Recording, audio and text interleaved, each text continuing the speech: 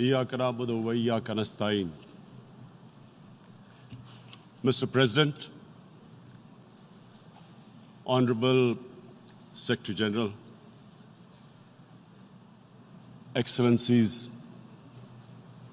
ladies and gentlemen, I feel honored today to represent my country at this forum of world leaders, where we have a chance to discuss problems that the world is facing.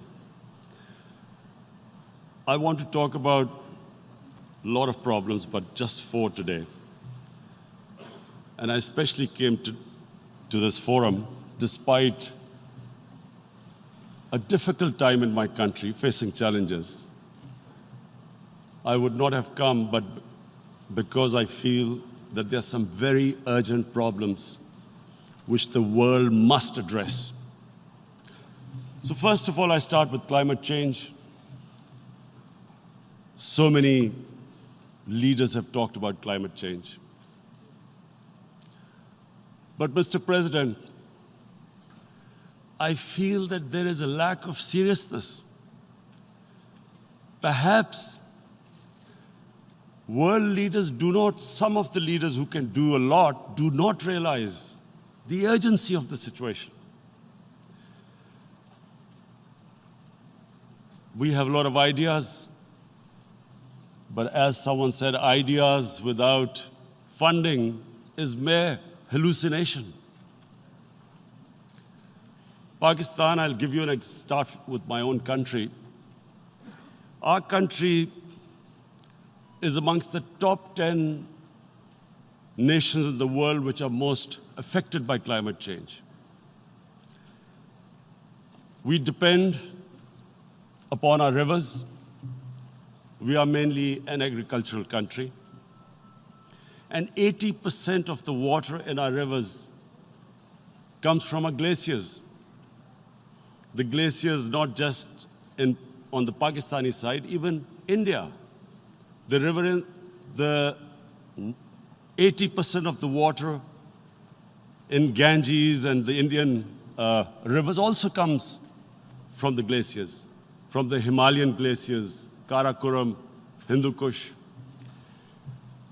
And these glaciers are melting at quite a rapid pace. We detected already 5,000 glacial lakes in our mountains. And if this keeps going, if nothing is done, we are scared that humans are facing a huge catastrophe.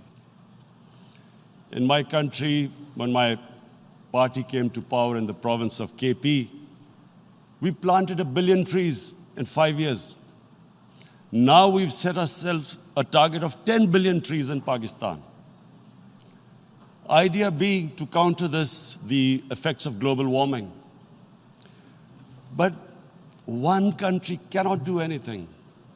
This has to be a combined effort of the world.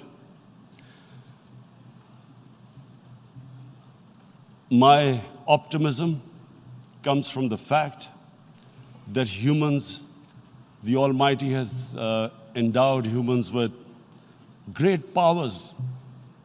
We can do anything, provided our survival instinct is stirred up. And this is really what I hope that the United Nations will take a lead in this.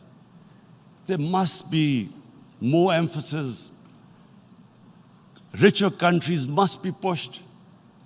Countries that mainly are responsible for greenhouse gas emissions. They must be pushed because our country contributes minuscule amount to greenhouse gases. So I feel that the United Nations must take leadership in this. My second issue for me right now is even more critical. Mr. President, every year, billions of dollars leave the poorer countries and go towards rich countries. Billions of dollars siphoned off by the ruling elites of the developing world. And they find their way into Western bank accounts, offshore accounts, tax havens, expensive properties hidden behind companies bought in Western capitals. Mr. President, this is devastating the developing world. This is causing more poverty, debts. It's impoverishing the developing world. The difference between rich and poor countries is growing because of this. Money laundering, which happens because money leaves the poorer countries into rich countries, is not treated the same as, for instance, money from drugs or terror financing. The seriousness which terror financing and money from drugs, the way it is treated, it's not the same. The way the poor countries are being plundered by their elites. It's not happening. In my country, when I took charge of our government a year back, in the 10 years preceding that, our total debt went up 4 times. The debt we had accumulated in 60 years, just in 10 years, it went up 4 times. As a result, the total revenue we collected in 1 year, half of it went into debt servicing. How are we going to spend money on our human beings, 220 million people, when half the money is going into debt servicing? Because our country was plundered by the elites, the ruling elite.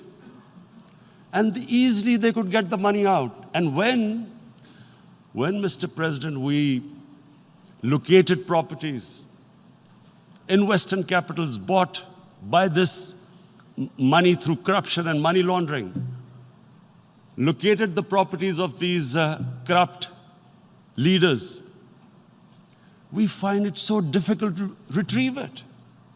That money, if we retrieved that money, we could spend on our human beings. But it's so difficult. The laws protecting these criminals. We do not have the sort of money to have expensive lawyers and spend millions and millions of dollars. We need help from the rich countries. And Mr. President, it's critical. The rich countries must show political will. They cannot allow this to happen. How can the poor countries spend money on human development, which the United Nations asks, SDG? How are we going to do it when this money can easily leave our countries? So, unless the rich countries intend to build walls to stop economic refugees coming as we see right now, they must take action. They must take action now. It must be a deterrent. Corrupt ruling elites should not be able to take money out easily and park it into foreign bank accounts and into these properties abroad. And I never understand why. Why do we have these tax havens? Why is this allowed? Why shouldn't rich people pay taxes? Why is it legal to have these tax havens where you have these secret accounts? Because, the world is changing. The population of the world is growing. Sooner or later, you're going to have a crisis. If the poor get poorer and the rich get richer, there is going to be a crisis sooner or later. So this is my second point. I hope that the United Nations takes a lead in this. It involves the IMF, the World Bank, Asian Development Bank. They must find a way of stopping this plunder of the developing world. My third point.